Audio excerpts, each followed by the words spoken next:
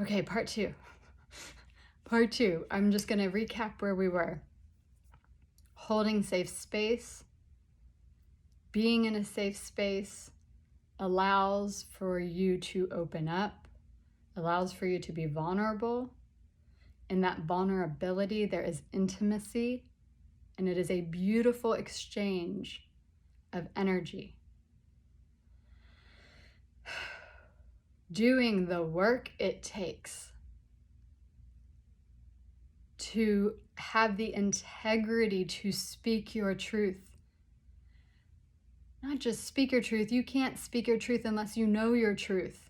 Do you know how much personal work that takes to be honest with yourself? To get below all that gunk that we hold in our unconscious. There's so much gunk there. We are born into this life with expectations from society, okay? Right when you're born, as soon as you come out of that womb, this is supposed to happen, that is supposed to happen. You already have labels on you for life.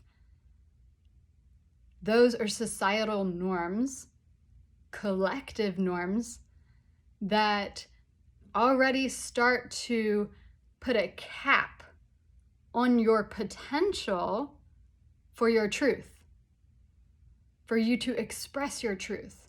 So all of us right now, I want to acknowledge you. If you're watching this video, I want to acknowledge you that you are doing deep work to go after that desire. Remember in the first video, I said your desires are packaged up from the universe to make you open up and do the work and go to that next level of awareness. Well, I just want to say, if you are doing the work, if you are going after your desires and you are being honest with yourself, thank you, because that's healing the collective.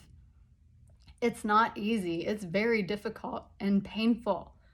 And every layer that you go through that takes you to that next level of transformation, you have to release something else to keep moving forward, and that's painful.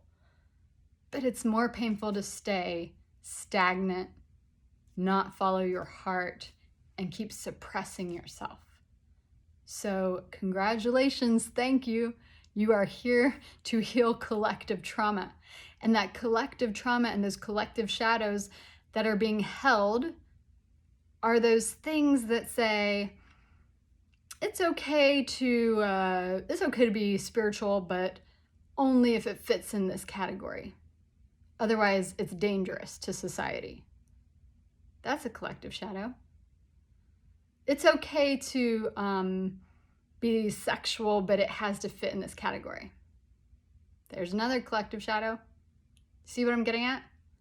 Oh, it's okay to want to make a lot of money, but in order to make a lot of money, you're going to have to sacrifice your whole life. These are ideas. These are big collective mindsets that we are born into that we agree with because we need to fit in society, right? Well, obviously we are changing that narrative. We are living in times where we are completely changing that narrative. And the ways that we're doing it is by people like you who stand up and say, no, that doesn't feel right for me. Even if it means I lose my friends, even if it means my family abandons me, that does not feel right for me, and I have to follow my heart. Those are the people here who are like changing the world by being you. By being you, you're changing the world. Thank you. Thank you. There's somewhere I wanted to go with that. It's okay to follow your heart. It's more than okay. I encourage it fully. Fully.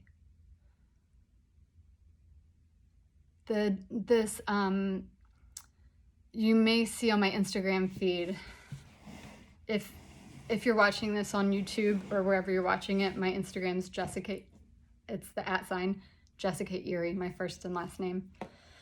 You may have noticed that I've been changing my content to talk about the dark goddess. God, do you know how scary that was for me? that does not fit into my family of origins religious beliefs. The dark goddess. People don't understand what this is, the darkness. The darkness is your shadow, and understanding your shadow, the underworld, is that place we're taken when life falls apart, when everything's taken from you and all you have left is yourself. You go into this deep, dark place that you never ever wanted to go to face yourself and face your shadows, but you don't know what's there because you can't see it, because that's the point of the darkness.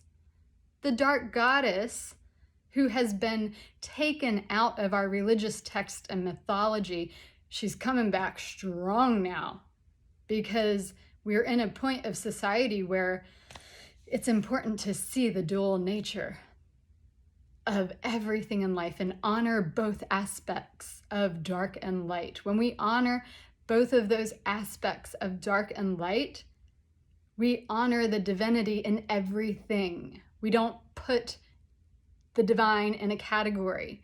And when we say that everything is divine, that goes against the collective norm. See how that happens? But when we heal that inside of us, that fear of the unknown, because we face it, that brings the divine union of dark and light and makes us whole, because we're not scared of it anymore, because we see it for the truth of what it is, not what society told us it was. So the dark goddess is this very interesting, beautiful, loving entity, larger than life. Think of it as an archetype. Think of her as an archetype of like these characters that play out in our lives.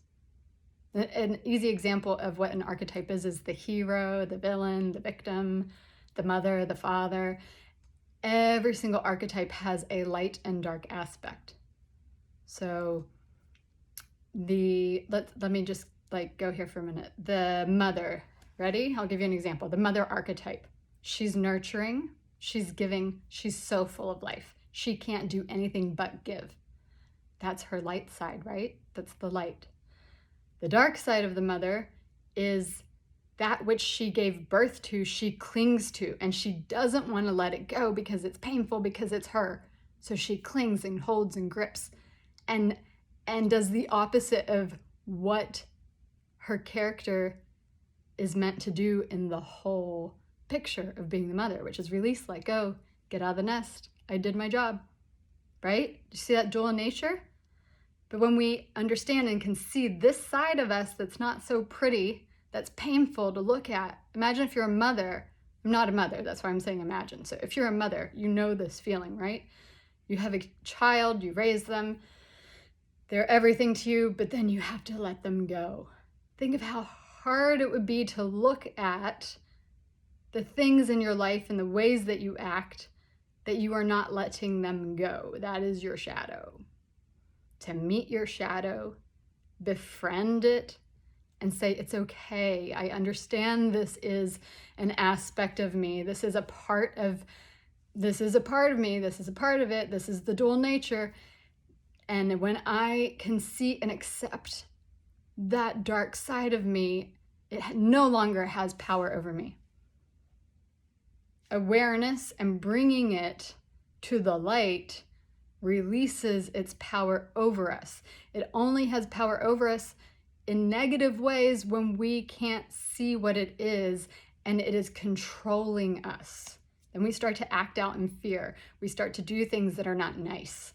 We start to do things we don't even know that we're doing it. Maybe sometimes we catch ourselves acting in ways and we say, holy crap, why did I do that?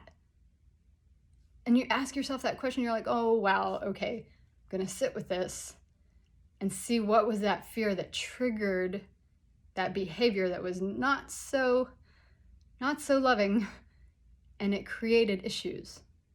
That's meeting and confronting your shadow on one aspect, one level. Now I want to go into meeting and confronting your shadow. I'm going to stop the video here and I'll start the next one with meeting and confronting your shadow. I'm breaking these up because this is a lot of information. I don't want to oversaturate you. You can come back to it when you're ready, okay?